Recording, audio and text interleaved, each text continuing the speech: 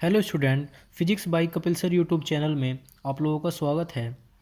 बेटा ये हमारी यूपी टीजीटी साइंस वर्ग के बच्चों के लिए सीरीज चली हुई है जिसमें हम फिजिक्स के क्वेश्चन कर रहे हैं।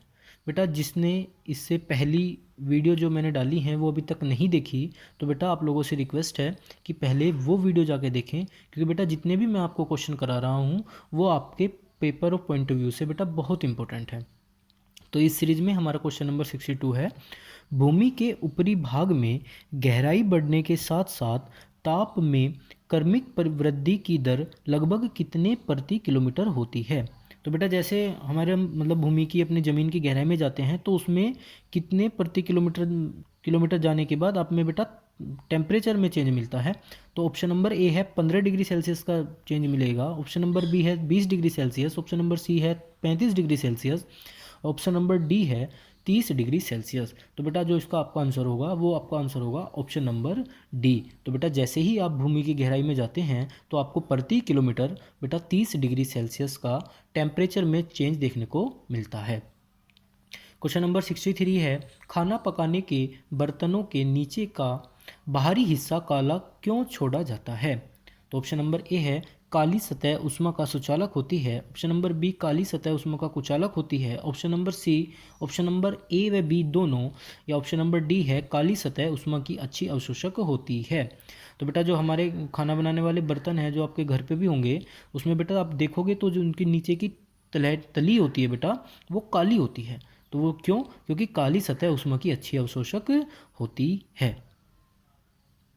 क्वेश्चन नंबर 64, जब पानी में नमक डाला जाता है तो इसके क्वथनांक पर क्या प्रभाव पड़ता है। ऑप्शन नंबर ए है बढ़ता है, ऑप्शन नंबर बी है घटता है, ऑप्शन नंबर सी है स्थिर रहता है, या ऑप्शन नंबर डी उपरोक्त तीनों। तो बेटा जब हम पानी में नमक डालते हैं ना तो इसका क्वथनांक बढ़ जाता है। ठीक है, तो इसका आपका आंसर होगा ऑप्शन नंबर ए। क्वेश्चन नंबर 65, पृथ्वी की सतह अंतरिक्ष में किसके रूप में ऊष्मा उत्सर्जित करती है। तो बेटा आपका इसका ऑप्शन नंबर ए है पराबैंगनी किरणें जिसे हम बोलते हैं यूवी लाइट अल्ट्रावायलेट, और बी अवरक्त किरणें जिसको हम बोलते हैं इंफ्रारेड। ठीक है, ऑप्शन नंबर सी है गामा किरणें, ऑप्शन नंबर डी है रेडियो किरणें। तो बेटा जो क्वेश्चन नंबर 65 है उसका आंसर है बेटा हमारा इंफ्रारेड रेड्स, अवरक्त विकिरण जिसको हम बोलते हैं ना बेटा। तो पृथ्वी की सतह पर अंतरिक्ष अवरक्त विकिरण के रूप में ऊष्मा उत्सर्जित करती है। तो क्वेश्चन नंबर 66 है, किस कारण तरल पदार्थ के क्वथनांक मतलब बॉइलिंग पॉइंट में भिन्नता होती है। तो ऑप्शन नंबर ए है इसका दाब में भिन्नता के कारण, ताप में भिन्नता के कारण, ऑप्शन नंबर सी है ए व बी दोनों ऑप्शन है बेटा, और ऑप्शन नंबर डी है घनत्व में भिन्नता के कारण। तो आपका जो क्वेश्चन नंबर 66 है बेटा इसका जो आंसर होगा आपका होगा वो होगा ऑप्शन नंबर ए दाब में भिन्नता के कारण। ठीक है, क्वेश्चन नंबर 67 है बेटा आपका, वातावरण के भीतर क्षैतिज ऊष्मा अंतरण को क्या कहते हैं। ऑप्शन नंबर ए प्रवहन, ऑप्शन नंबर बी संवहन, ऑप्शन नंबर सी अवशोषण, ऑप्शन नंबर डी अभिवहन। तो बेटा आपका जो क्वेश्चन नंबर 67 है आपका इसका आंसर होगा ऑप्शन नंबर डी। तो बेटा जो वातावरण के भीतर क्षैतिज ऊष्मा का अंतरण होता है ना उसको हम बोलते हैं अभिवहन।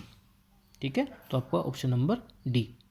क्वेश्चन नंबर 68, दो निकायों के मध्य ऊष्मा के प्रवाह की दिशा निम्न में से किस पर निर्भर करती है। ऑप्शन नंबर ए उनकी विशिष्ट ऊष्मा पर, ऑप्शन नंबर बी उनकी गुप्त ऊष्मा पर, ऑप्शन नंबर सी उनके ताप पर, ऑप्शन नंबर डी उपरोक्त सभी। तो बेटा जो आपका क्वेश्चन नंबर 68 है उसका जो आंसर होगा आपका होगा ऑप्शन नंबर सी।